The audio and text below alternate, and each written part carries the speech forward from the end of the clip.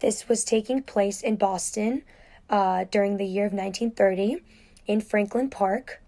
So, it was very busy, it was popular, and basically it has a fantasy world that has mythical creatures like fairies and wizards. That's why they were like seeing random, fairies just going around, and they were shocked about that.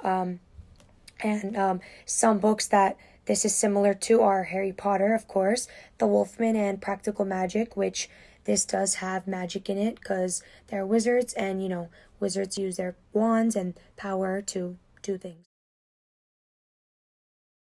Our play is called the Julia and Roger production.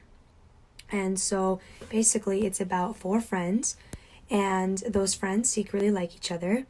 And they didn't tell anybody because they didn't want anybody to disapprove and say things to discourage them, and then all their feelings would get pretty messy. But their parents did find out, and they did disapprove. Just they were their parents, they're gonna say things and they're not gonna like it because they're just kids. But they ran away, and they dealt with hardships in the real world and just had to go through that. And as they were just, running away, they saw something strange, and then they stopped and they saw it, and they were like, what is that? And they were wizards. Surprisingly, they were wizards, and they were really shocked why there were wizards.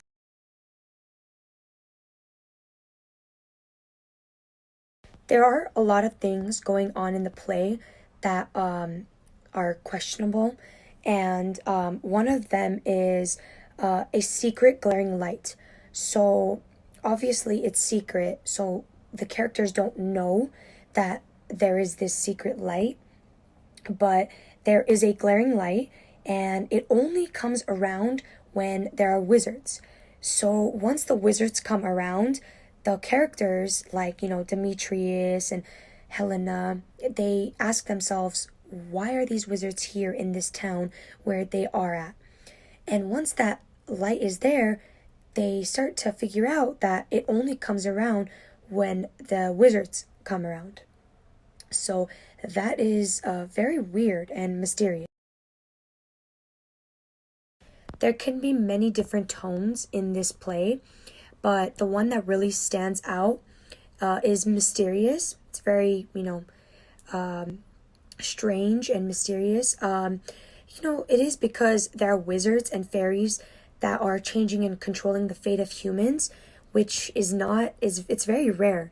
So for that to happen, it's very mysterious. And we don't really know which direction the play is going to go and the story is going to take us. There are a lot of main themes in this play, and some of them are love, mystery, dreams, and confusion. Each one is very unique in its own individual way.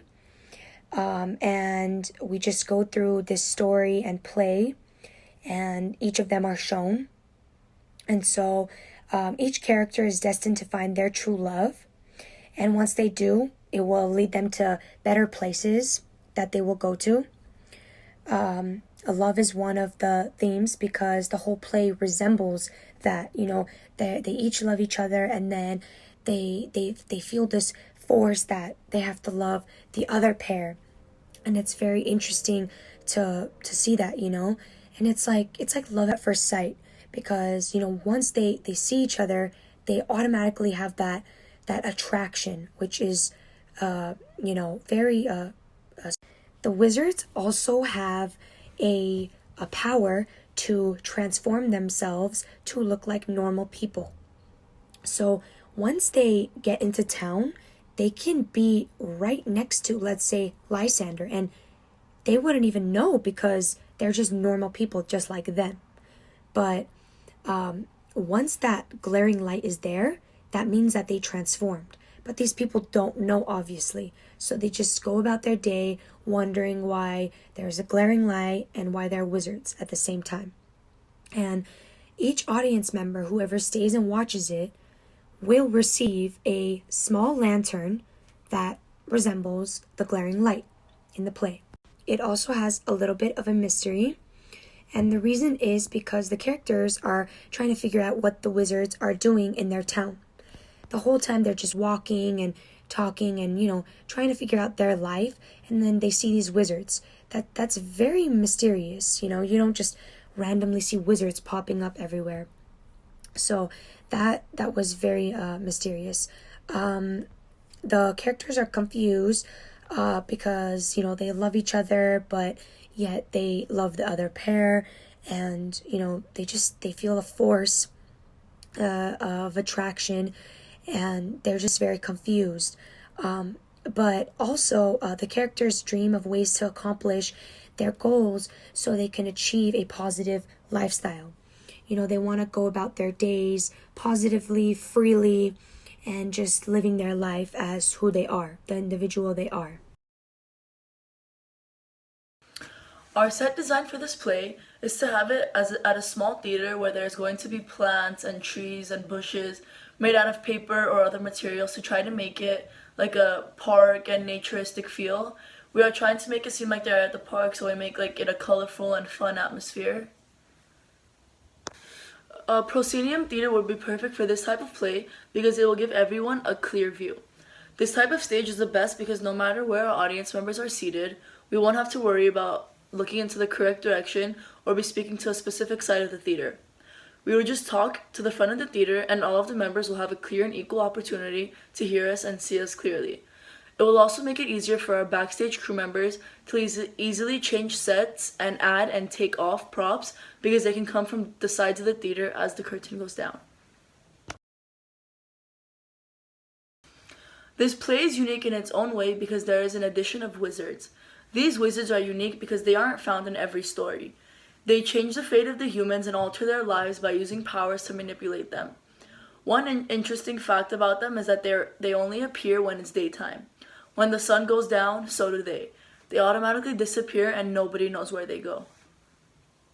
There are several props that could be used in our production, but one very important prop that will be needed for our story is jewelry, because that is how the wizard is differentiated from the other characters and what makes him unique from the other characters. His jewelry has magical powers that none of the other characters are aware of, so him wearing it doesn't affect anything else except for him having powers. We would also need different costumes and changes of clothes so that there are differences between the four main characters. Since the main characters are 2 girls and 2 boys, it would be kind of confusing to mix up some of the boys and the girls. So them wearing different clothing would help differentiate them.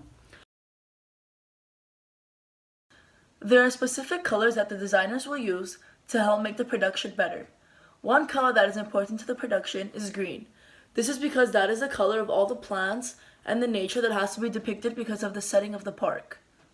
Another color is bright white lights because when the wizard appears, he only appears during the day, and he makes the characters see a bright white light as if they are being woken up from a dream.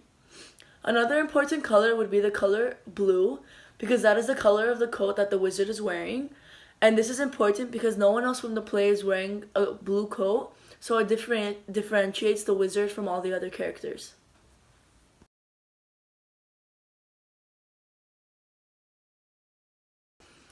Some costume ideas for this production would be for the main characters to be dressed in normal everyday clothes that were worn in the 1930s because the play is taking place in the 1930s and they have to be just wearing everyday regular clothes.